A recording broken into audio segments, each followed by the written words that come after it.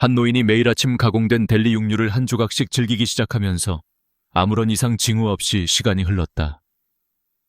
처음에는 단순히 맛있고 손쉽게 준비할 수 있는 식사로 생각했고 특별한 문제가 없었기 때문에 걱정하지 않았지만 점점 섭취량이 늘어나면서 변화를 감지하기 시작했다. 몇 주가 지나자 작은 혈관벽에는 서서히 염증이 쌓이기 시작했는데 이 염증은 처음에는 거의 눈에 띄지 않았고 단순히 일상적인 염증 반응처럼 보여서 더 무심히 넘겼다. 그러나 그 뒤에는 훨씬 치명적인 일이 벌어지고 있었다. 혈관벽의 염증은 계속해서 악화되어 가느다란 혈관 속 혈관벽이 약해지고 결국 작은 미세 균열이 생겼다. 이 미세한 찢어진 혈관벽은 금세 확장되어 내부 출혈이 시작되었으며 별다른 증상 없이 아무렇지 않던 노인의 몸은 이미 치명적인 위험에 노출된 상태였다. 이때까지는 그냥 일상적인 혈관 손상으로 치부하며 무시하는 경우도 많았지만 이미 내부에서는 치명적인 변화가 진행되고 있었다.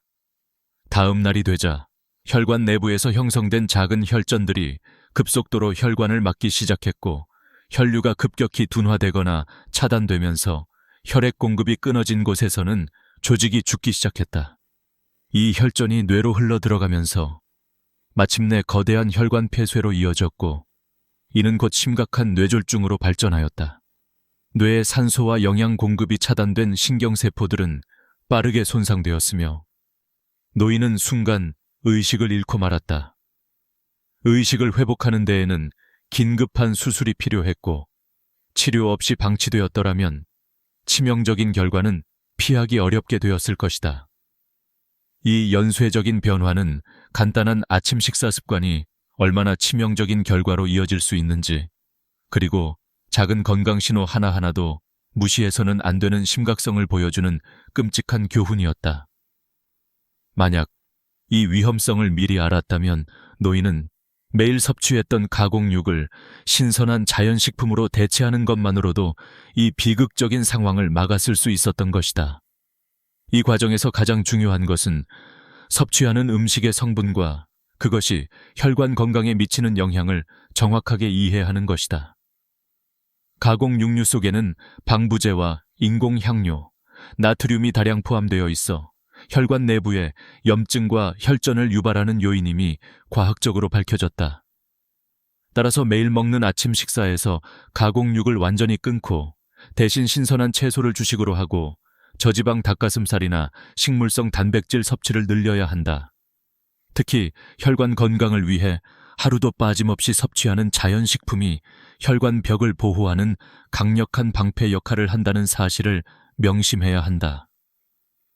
이와 같은 작은 습관의 변화가 곧 치명적 사고를 막는 가장 효과적인 방법임을 절실히 인식하고 실천하는 것이 지금 우리의 과제이다. 며칠 전 또 다른 노인은 같은 가공육을 꾸준히 섭취한 결과 혈관벽이 심각하게 약해지기 시작했고 그로 인해 혈관이 어느 순간 돌연히 파열되었다.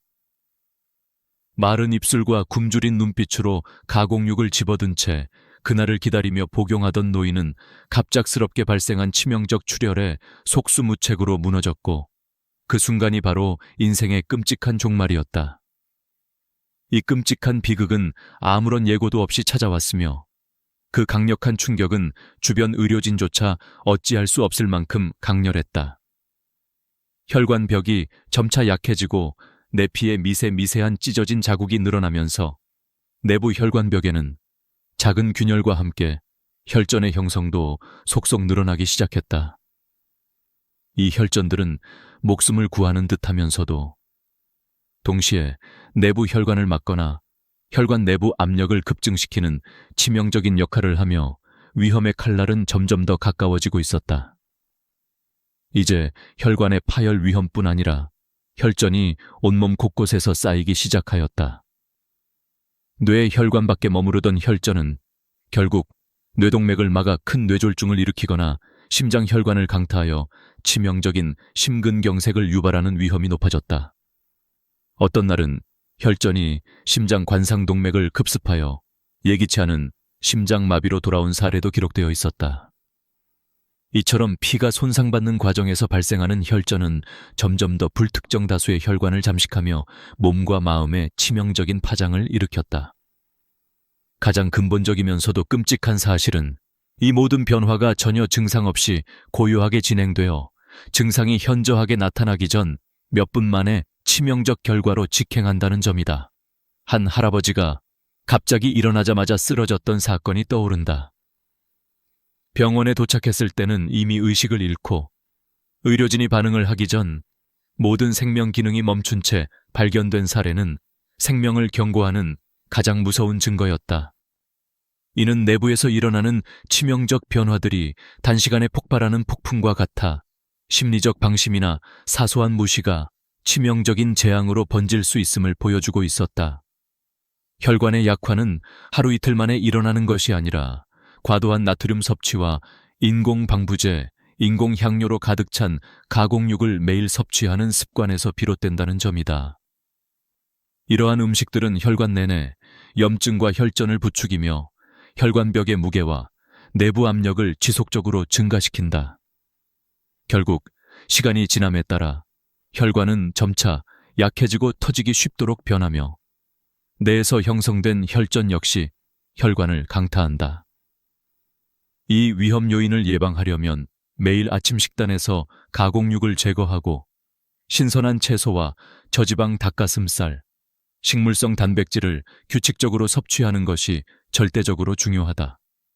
차가운 물과 함께 2분 이내에 고기를 섭취하거나 30도 이하의 온도로 신선한 채소를 씻어 먹으며 하루 3번, 각각 150g씩 섭취하는 구체적인 실천이 생명을 지키는 첫걸음이 될 수 있다. 이러한 작은 습관의 변화는 단기적으로 보았을 때 단순한 식단 개선이지만 장기적으로는 치명적인 혈관 손상과 돌연사 위험을 큰 폭으로 낮춰주는 유일한 방패임을 명심해야 한다. 혈관이 점차 약해지고 내부 출혈과 혈전이 축적되면서 고통스러운 두통과 함께 점점 의식이 희미해지고 깨어나지 못하는 상태가 계속 찾아왔다. 이 단계에 접어들면 이미 생명에 대한 위협이 거의 코앞에 다가온 것이나 다름없었다. 두통은 하루하루 강도가 심해졌고 머리 한쪽이 무겁게 눌리거나 극심한 저린 감각이 느껴지는 증상들이 지속적으로 반복되었다. 병원을 찾았을 때는 이미 내부 출혈이 시작되어 머릿속 압력이 급증하는 긴급한 상태였으며 혈관벽의 약화로 인해 작은 혈전들이 혈관 곳곳에 쌓이면서 혈류는 극단적으로 느려지고 있었다. 이로 인해 뇌신경 세포들은 산소와 영양 공급을 거의 받지 못하게 되었고 가끔씩 갑작스러운 의식 소실과 더불어 심한 구토, 뇌압 상승 증상이 나타나기 시작했다. 마치 생명의 끈이 끊어질 듯한 공포감은 주변 의료진에게도 극도로 긴장된 분위기를 만들어냈다. 위험의 실체는 바로 지금이었으며 조금만 더 시간이 지나면 돌이킬 수 없는 치명적인 손상이 일어날 위험이 매우 높았다. 이때 혈관벽에 관여한 콜레스테롤과 염분이 또 한 번 혈관을 공격하며 각종 독성을 만들어냈다. 가공육에 포함된 포화지방과 방부제, 나트륨이 혈관 내 염증과 혈전 형성의 씨앗이 되었고 이 바탕 위에 혈관이 터지는 즉시 치명적인 출혈이 멈추지 않는 재앙이 도래했다. 혈관이 한 번이라도 찢어진 순간부터는 긴급한 출혈을 막기 위한 시간은 단 30초도 버티기 힘든 상태가 되었다. 피는 계속해서 뇌와 몸 전체로 흘러나와 혈관이 치명적 붕괴를 겪게 되었으며 결국 회복이 거의 불가능할 만큼 내부 출혈이 심각하게 진행되었다. 혈전과 출혈은 어디에서든 일어나며 혈관을 막거나 압력을 증가시켜 골든타임을 놓치면 목숨을 위태롭게 하는 결정적 순간이 된다는 사실을 사람들은 절실히 체감하고 있었다. 이 모든 상황은 전조 증상 없이 순식간에 일어나기 때문에 잠깐의 방심이나 무시가 곧 치명적 재앙으로 이어질 위험이 컸다. 이 연쇄적 악순환을 막기 위해서 가장 중요한 핵심은 바로 평소 식단 습관의 개선이었다. 과도한 나트륨 섭취와 인공 방부제, 인공 향료로 가득 찬 가공육 섭취를 하루아침에 멈추고 자연 그대로의 식품으로 전환하는 것이 필수적이었다. 신선한 채소를 매일 200g 이상 씻어 먹고 저지방 닭가슴살 한 조각을 하루 3번 각각 150kg씩 먹으며 미지근한 물 또는 찬물에 2분 이내에 고기를 삼키도록 노력하는 습관이 건강을 되찾는 첫 발걸음이었다. 냉장고 온도는 0도에서 4도 사이로 유지하며 채소는 깨끗이 세척된 후 30도 이하의 손상되지 않은 상태로 섭취하는 것이 적합했다. 하루 최소 3번 식탁에 준비된 신선한 채소와 식물성 단백질 섭취를 꾸준히 하는 것이 혈관벽 강화에 효과적이며 점차 혈관 내부 염증과 혈전 형성 위험을 낮추는 근본적 해결책이었다. 이러한 실천은 단순한 식단 개선이 아니라 곧 삶의 질과 직결된 생명보호 전략임을 기억하며 작은 습관의 변화가 가장 강력한 예방 책임을 명심하는 일이야말로 우리 모두가 반드시 실천해야 하는 일이었다.